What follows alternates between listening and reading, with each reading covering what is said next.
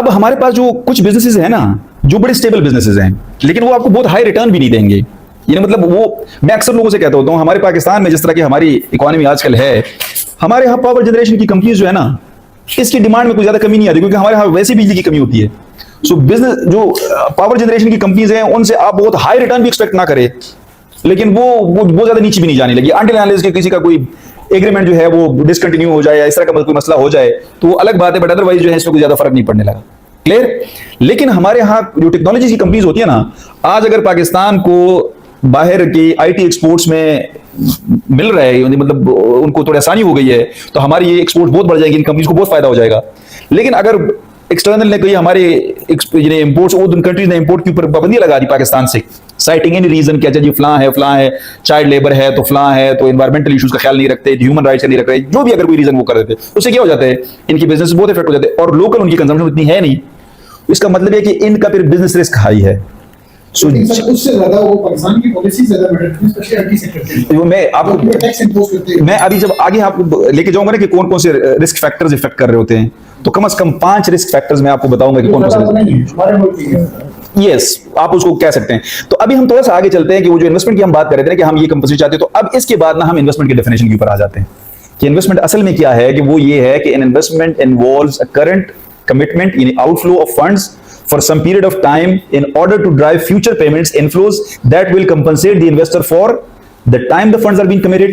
मतलब मैंने अगर 1 महीने के लिए, 6 महीने के लिए, 4 महीने के लिए, 10 साल के लिए पैसे लगाए हुए हैं, तो इस टाइम की मुझे कंपनसेशन चाहिए, बिकॉज मैंने अपने पैसे आज दिए हैं और अब मैं इंतजार कर रहा हूं, तो इंतजार की भी एक कीमत है। क्लियर? नंबर 2, उसके दौरान जो इन्फ्लेशन है, जो महंगाई हो रही है, उसकी भी मुझे कंपनसेशन चाहिए। और थर्ड, जो अनसर्टेनिटी है, रिस्क है जो इन्वॉल्व है। ये 3 कंपोनेंट्स होते हैं जो मैं कहता हूं कि हमारे रिक्वायर्ड रिटर्न। तो अब अगर कोई बिजनेस ज्यादा रिस्की है तो उसका रिस्क प्रीमियम ज्यादा होगा, और मैं आपको कहा रिस्क प्रीमियम यानी रिक्वायर्ड रिटर्न का और प्राइस का इनवर्स रिलेशनशिप है। तो आप कंपनीज देखेंगे, जिन कंपनीज का रिस्क लेवल हाई होगा उनके स्टॉक्स लो होंगे, जिनके रिस्क लेवल कम होगा उनके स्टॉक प्राइसेस हाई होंगे। ठीक है? अभी हम थोड़ा सा आगे चलते हैं। ये मैं आपको एक्सप्लेन करना चाह रहा था कि हमारे पास वो जो रिस्क है ना, कि वो जो रिस्क ज्यादा और कम होगा, वो कौन कौन से फैक्टर्स है जो इफेक्ट करते हैं। पहला है, उसको हम कहते हैं बिजनेस रिस्क, जिसको मैंने कहा ऑपरेटिंग लीवरेज भी कहते हैं। आप किस तरह के बिजनेस में हैं, वो नेचर ऑफ बिजनेस जो है वो डिटरमिन करती है कि आप कितनी रिस्की है या कितनी स्टेबल है। For example, if there is a downturn in the economy, यानी इकोनॉमी नीचे आ गई है, यानी जिस तरह से आजकल हम कह रहे थे कि जी वर्ल्ड इकोनॉमी या इवन कोविड के दिनों में जो हालात हो गए, जब लोगों की इनकम सब्सटेंशियली रिड्यूस हो गई है, तो हम क्या काम रोकेंगे? क्या हम खाना पीना रोकेंगे या क्या हम कंस्ट्रक्शन के काम रोकेंगे? इसीलिए कंस्ट्रक्शन के बिजनेस को समझा जाता है कि इसका बिजनेस रिस्क हाई है एज कंपेयर टू फूड। समझ आ गया ना? सो अगर keeping all other factors constant, हमारे यहां फूड का बिजनेस जो है वो रिलेटिवली स्टेबल होगा, उसमें कोई ज्यादा वो नहीं होंगे, फ्लक्चुएशंस बहुत ज्यादा नहीं आएंगे, इनकी सेल्स में बहुत ज्यादा अप एंड डाउन नहीं आएंगे। क्लियर? लेकिन हमारे पास सीमेंट की कंपनीज के या स्टील की कंपनीज के काफी सारे अप्स एंड डाउन आएंगे। उसकी वजह क्या है कि उनका बिजनेस का नेचर ऐसे है कि जब भी अगर कोई डाउन टर्न आएगा, जब भी लोगों की इनकम रिड्यूस होगी, वो सबसे पहले किस चीज की कंजम्पशन को रोकेंगे? तो वो यही होगा, लग्जरी गाड़ी, उनकी कंजम्पशन लोग कम कर देंगे। लेकिन जब बूम आता है तो फिर भी फूड का बिजनेस इतना हाई नहीं जाता, क्योंकि मैं और आप क्या कर लेंगे। बल्कि मैं अक्सर मजाक में बच्चों से कहता हूं कि जब आप बहुत ज्यादा अमीर हो जाते हैं तो तब भी आप बहुत ज्यादा एक्सपेंसिव खाने वाले नहीं खाते, बिकॉज कोलेस्ट्रॉल है, फलां है, ये है, वो है, और ज्यादा कॉन्शियस हो जाते हैं। क्लियर? आप खाना भी कम खाते हैं। एग्जैक्टली। अच्छा जी। लेकिन जब आप बूम आता है ना तो फिर क्या हो जाता है, कंस्ट्रक्शन का बिजनेस, रियल एस्टेट का बिजनेस, गाड़ियां, ये सारी चीजें वो आगे आ जाते आ जाएंगे, उसमें ये सारी चीजें आ जाएंगी। ये कि अगर आपको वो माइक्रो फैक्टर्स में भी आ जाते हैं। दूसरा मैंने आपको कहा फाइनेंशियल रिस्क है। फाइनेंशियल रिस्क क्या मतलब, आपके पास पहला बहुत डेट है, तो अब अगर आप न्यू डेट आप लेंगे बिजनेस, इसका मतलब है कि इसका रिस्क ज्यादा होगा। किसी के पास डेट कम है, इसका मतलब ये बड़ा सेफ किस्म की इन्वेस्टमेंट है। तो सेम सेक्टर के अंदर अगर सीमेंट की कंपनीज है, उनका बिजनेस रिस्क तो सिमिलर होगा, लेकिन उनका फाइनेंशियल रिस्क डिफरेंट होगा, बिकॉज किसी लकी सीमेंट ने डेट का लेवल कितना रखा हुआ है, डीजी खान सीमेंट ने क्या रखा हुआ है, बेस्ट वे सीमेंट ने क्या रखा हुआ है। क्लियर? तो उनकी जो डेट लेवल है ना, वो भी डिटरमिन करते हैं कि उसका रिस्क लेवल कितना होगा। फाइनेंशियल रिस्क कहलाता है। थर्ड, ये कहलाता है, इसको हम कहते हैं स्टॉक एक्सचेंज के अंदर हम इसको बात कर रहे थे, ओवरऑल भी हम बात कर रहे थे, उसको कहते हैं लिक्विडिटी रिस्क। लिक्विडिटी का मतलब ये है कि अगर मुझे कभी जरूरत,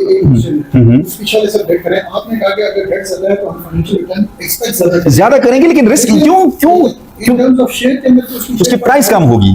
हाँ,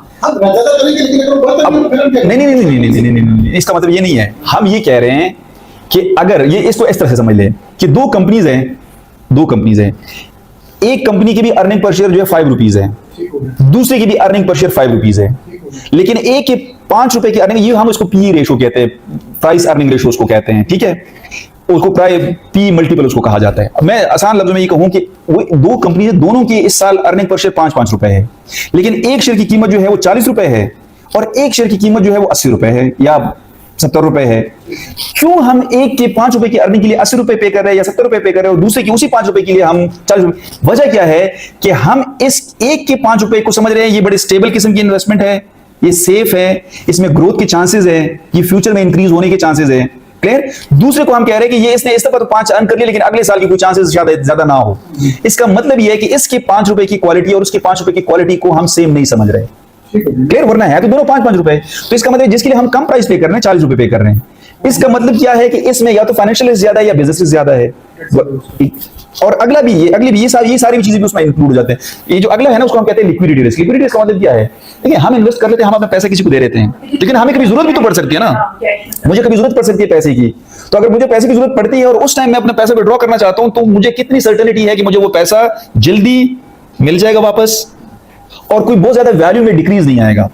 अब ये बड़े आसान सी एग्जांपल है, real estate is been considered as a very liquid kind of investment.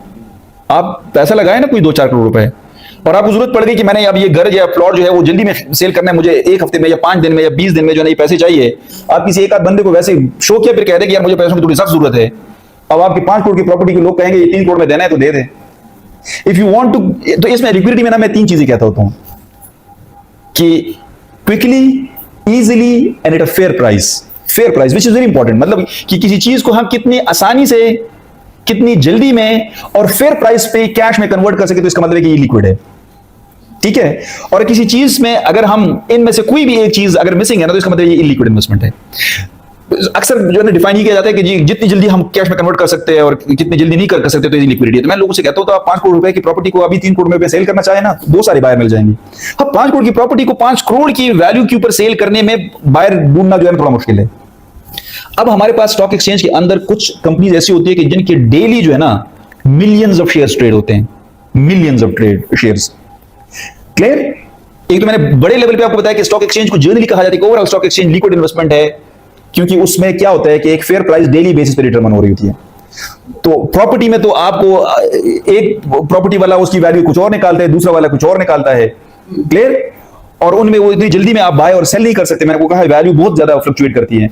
तो स्टॉक एक्सचेंज को ओवरऑल कहा जाता है कि स्टॉक एक्सचेंज जो है वो लिक्विड इन्वेस्टमेंट है, लेकिन स्टॉक एक्सचेंज के अंदर भी बहुत सारे ऐसी कंपनीज और शेयर्स होते हैं कि जिनको हम कहते हैं कि रिलेटिवली इनलिक्विड है, इनके इतने बायर्स और सेलर्स नहीं होते। यानी पाकिस्तान स्टॉक एक्सचेंज के ऊपर इस वक्त तकरीबन कोई 500 कंपनीज है, डेली जो है उनमें से तकरीबन कोई 350, 400, 500, 450 के राउंड अबाउट कंपनीज ट्रेड होती है।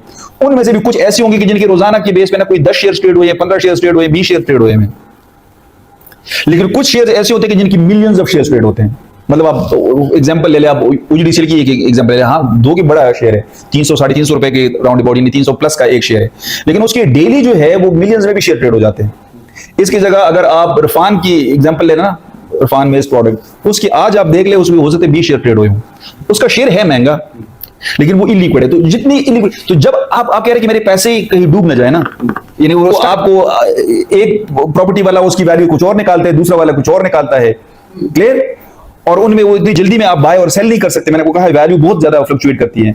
तो स्टॉक एक्सचेंज को ओवरऑल कहा जाता है कि स्टॉक एक्सचेंज जो है वो लिक्विड इन्वेस्टमेंट है, लेकिन स्टॉक एक्सचेंज के अंदर भी बहुत सारे ऐसी कंपनीज और शेयर्स होते हैं कि जिनको हम कहते हैं कि रिलेटिवली इनलिक्विड है, इनके इतने बायर्स और सेलर्स नहीं होते। यानी पाकिस्तान स्टॉक एक्सचेंज के ऊपर इस वक्त तकरीबन कोई 500 कंपनीज है, डेली जो है उनमें से तकरीबन कोई 350, 400, 500, 450 के राउंड अबाउट कंपनीज ट्रेड होती है। उनमें से भी कुछ ऐसी होंगी कि जिनके रोजाना की बेस पे ना कोई 10 शेयर ट्रेड हुए, 15 शेयर ट्रेड हुए, 20 शेयर ट्रेड हुए हैं, लेकिन कुछ शेयर ऐसे होते हैं कि जिनकी मिलियंस ऑफ शेयर्स ट्रेड होते हैं। मतलब आप एग्जांपल ले ले, आप UGDCL की एक एग्जांपल ले ले, हाँ 2 की बड़ा शेयर है, 300-350 रुपए के राउंड अबाउट, 300 प्लस का एक शेयर है, लेकिन उसके डेली जो है वो मिलियंस में भी शेयर ट्रेड हो जाते हैं। इसकी जगह अगर आप इरफान की एग्जांपल लेना ना, इरफान में इस प्रोडक्ट, उसकी आज आप देख ले उसमें हो सकते 20 शेयर ट्रेड हुए हों, उसका शेयर है महंगा लेकिन वो इलिक्विड है। तो जितनी इलिक्विड, तो जब आप कह रहे हैं कि मेरे पैसे कहीं डूब ना जाए ना, यानी वो स्टक ना हो जाए, तो वो फिर उस प्रॉपर्टी की भी कम वैल्यू होती है जहां पे प्रॉपर्टी के सेल करना जो है ना मुश्किल हो जाता है। क्या आप इसको खरीद तो ले, लेकिन इसकी रीसेल, वो जो हमारे हाथ से नहीं कहा जाता है रीसेल वैल्यू नहीं है, resale value is actually liquidity. अब इस जमाने में हमारे यहाँ ये मेहरान को समझा जाता है, सुजुकी मेहरान की, यार ये तो बस ये तो कैश कमोडिटी है ना, यानी इसके क्यों, क्योंकि इसके हाँ या CD70 एग्जैक्टली, कि ये आप घर में इस्तेमाल करें, जिस टाइम आपको चाहिए कि मैंने सेल करनी है तो आप फौरन सेल भी कर सकते हैं और बायर्स आपको मिल जाते हैं। गोल्ड भी, क्योंकि गोल्ड की इंटरनेशनल मार्केट अब इतनी लिक्विड हो चुकी है कि आप उसको कर सकते हैं। हाँ, उसमें फ्लक्चुएशन है, फ्लक्चुएशन है, जैसे ही इकोनॉमी में उतार चढ़ाव आते हैं ना, ये भी मैं आपको बताऊंगा क्या चाहिए, फिर क्या होता है, ये आपको पोर्टफोलियो के तौर पे कैसे यूज करना है। So gold is generally been considered as an alternative for stock investments ना, कि अगर जब आप यहां पे रिस्की हो जाते हैं ना, तो फिर gold is considered as a safe haven. हाँ, डॉलर्स हमारे यहाँ ये भी है। तो अगले वाले जो दो है ना, उसको हम यही है, एक एक्सचेंज रेट रिस्क भी है। ये होता है इंटरनेशनल इन्वेस्टमेंट में, कि अगर हम अमेरिकन है ना, वो पाकिस्तान में इन्वेस्ट कर रहे हैं, तो उनको ये भी डर होता है कि आज मैं $1000 लेके आ जाऊं, उसको पाकिस्तानी रुपए में कन्वर्ट करूं, $2,80,000 रुपए बन जाएंगे। $1000 को क्लियर, $2,80,000 रुपए बन जाएंगे। मैं उस $2,80,000 रुपए के ऊपर अमेरिका में रिटर्न मिल सकता है, एग्जांपल के तौर पर 7%, पाकिस्तान में रिटर्न मिल जाएगा 15%, और ये तो उससे डबल रिटर्न है। मसला ये है कि जब वो 15% रिटर्न के बाद उसकी जो वैल्यू बनती है ना, 3,10,000 या 3,25,000, उस 3,25,000 रुपए से जब वापस डॉलर खरीदना चाहेगा ना एक साल बाद, तो डॉलर खुद 280 से बढ़ के लेट से वो 325 पे गया हुआ है, तो अब वो $1,000 भी उसको वापस नहीं मिलेंगे। तो वो बंदा अगर उसको हम कन्विंस करते कि ना आप पाकिस्तान में इन्वेस्ट कर ले, तो उसको 15% रिटर्न भी अच्छा नहीं लगता। उसको वजह क्या है कि उसको ये पता है कि एक्सचेंज रेट रिस्क भी है, पाकिस्तान की करेंसी डिप्रिशिएट हो रही है, और ये इसका हमने बड़ा नुकसान किया है ओवर द ईयर्स, कि हमारे जो करेंसी है ना, इसको ये हमारे इकोनॉमिस्ट ने अपना काम छोड़ के ना करेंसी को स्टेबलाइजर के तौर पे यूज करना शुरू कर दिया। ये इंपोर्ट को डिस्करेज करने का आसान तरीका है। आप अपनी करेंसी को डिप्रिशिएट कीजिए, इससे क्या होगा, बाहर की चीजें आपके लिए महंगी हो जाएगी, और उनका ऑटोमेटिक मतलब ये होगा कि इसका मतलब है कि मैं और आप फिर बाहर से चीज नहीं मंगाएंगे। लेकिन ये कोई बेहतर तरीका नहीं है, इससे फॉरेन डायरेक्ट इन्वेस्टमेंट के आने के रास्ते आप रोक लेते हैं। एक ओवरसीज ने 3 करोड़ की प्रॉपर्टी ली, 4 साल बाद उसको 6 करोड़ में पाकिस्तानी बेचा, लेकिन बरतानिया की वो सेम वही अमाउंट थी जो एग्जैक्टली। तो अब आप मुझे बताएं, आप उस यूके के पाकिस्तानी नेशनल को कैसे कन्विंस करेंगे कि आप पाकिस्तान में इन्वेस्ट कर ले, जबकि पाकिस्तानी 3 करोड़ बढ़ी, लेकिन उसके यूके के अकाउंट वही सेम रहे। अरे यही, इसीलिए हमारे यहाँ जो एफडीआई नहीं हो रहे ना, एफडीआई के मसले मसाइल है, वो ये है कि हमारे, और मैंने कहा ये उन्होंने क्या किया है, ये हम जो है ना, वो क्या कहते होते हैं, कैंसर का इलाज जो है ना डिस्प्रिन से कराने की कोशिश कर रहे हैं। हमारे इकोनॉमिस्ट को, यानी हमें रेगुलेट करने की, इंपोर्ट्स को रेगुलेट करने की, और हमारे एक्सपोर्ट्स को जो है यानी इसको फैसिलिटेट करने की हमें जरूरत है इकोनॉमिस्ट को। इकोनॉमिस्ट आसान हल ये निकालते हैं, आप अपनी करेंसी डिप्रिशिएट कीजिए। मैंने वो कहा ना कि अगर लेट से पहले कोई चीज अमेरिका में $10 की थी, और अगर डॉलर $100 का था, तो इसका मतलब ये है कि $10 को आप 100 से मल्टीप्लाई करें, इसका मतलब $1000 में वो चीज पड़ रही थी। अगर आपने इस चीज को डिस्करेज करना है वहां, यानी कि अमेरिका से आप खरीद ना ले, आप अपना, यानी एक तरीका तो ये ना क्या चाहिए, अमेरिका में वो चीज $10 से बढ़ के $15 की हो जाए, तो अब हमें फिर $1500 रिक्वायर्ड होंगे, तो मुझे और आपके लिए एक्सपेंसिव हो जाएगी, हम नहीं इंपोर्ट करेंगे। पाकिस्तानी क्या करते हैं कि पाकिस्तानी ने कहा हम डॉलर को 100 से बढ़ा के ना $120 का करते हैं, 130 का करते हैं, तो इसका मतलब है कि अब हमें $1300 रिक्वायर्ड होंगे, तो मैं और आप डिस्करेज हो जाएंगे, हम उसको इंपोर्ट नहीं करेंगे। एक्सपोर्टर के लिए ये थोड़ा एडवांटेज होता है कि पहले अगर वो $1000 की एक्सपोर्ट कर लेता था ना, तो जब $1000 का वो एक्सपोर्ट करता था, उसको जब पाकिस्तानी रुपए में कन्वर्ट करता था, अगर डॉलर जो है वो $100 का था, तो वो 10,000 में कन्वर्ट हो जाता था। अब अगर आपने डॉलर जो है वो 150 का कर लिया, वो ज्यादा में कन्वर्ट हो गया, तो एक्सपोर्ट के लिए एडवांटेज। लेकिन ये मैंने कहा, ये नुकसान कहां कर लेता है, ये आपकी फॉरेन डायरेक्ट इन्वेस्टमेंट में नुकसान कर लेते हैं।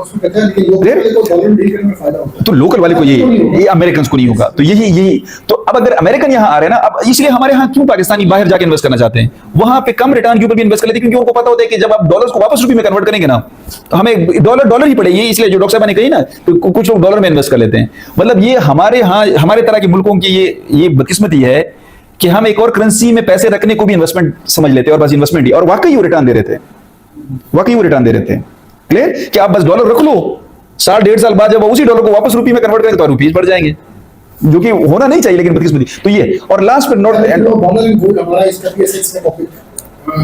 अभी मतलब है ये, मतलब इन्वेस्टमेंट के अल्टरनेटिव तो है ना, जैसे मैंने आपको कहा कि कौन कौन से इन्वेस्टमेंट है जहां पे हम इन्वेस्ट कर सकते हैं, तो उसमें से ये भी है। लास्ट जो है ना, वो है इस वाले में जो रिस्क प्रीमियम, हाँ वो है कंट्री और पॉलिटिकल रिस्क, और पॉलिटिकल रिस्क जिसको हम कहते होते हैं। मतलब ये सिंपल सी बात ये है कि अगर स्टेबल इकोनॉमीज है ना, उसमें आप रिटर्न ज्यादा नहीं मांगते, बिकॉज आपको पता है कि वहां पे इकोनॉमिक स्टेबिलिटी होती है, वहां पे कोई मसले मसाइल नहीं है। ये हम जो वॉर ऑन टेरर और इन चीजों के साथ इफेक्टेड थे ना, तो हमारे यहाँ क्या हुआ है, हमारे यहाँ किसी को कन्विंस करना कि यहाँ पे आके प्लांट लगाए, यहाँ पे आके इन्वेस्टमेंट करे, वो ज्यादा रिटर्न मांगते हैं। तो पाकिस्तान स्टॉक एक्सचेंज में भी अगर फॉरेन इन्वेस्ट करना चाहते हैं, तो उसका भी रिटर्न पे ज्यादा रिक्वायर्ड होता है, और अगर पाकिस्तान स्टॉक एक्सचेंज इतना रिटर्न नहीं दे रहा होता, इसका मतलब फॉरेनर्स आके इन्वेस्ट ही नहीं करते। क्लियर? सो ये बताने के लिए कि इस वक्त हम तो ऑन द रिसीविंग एंड है, क्योंकि हमारा मसला ये है कि हमारे यहाँ बाहर से लोग इन्वेस्ट नहीं करते, और इसी की वजह से लोग जाके, हमारे लोग बाहर जाके इन्वेस्ट कर रहे होते हैं।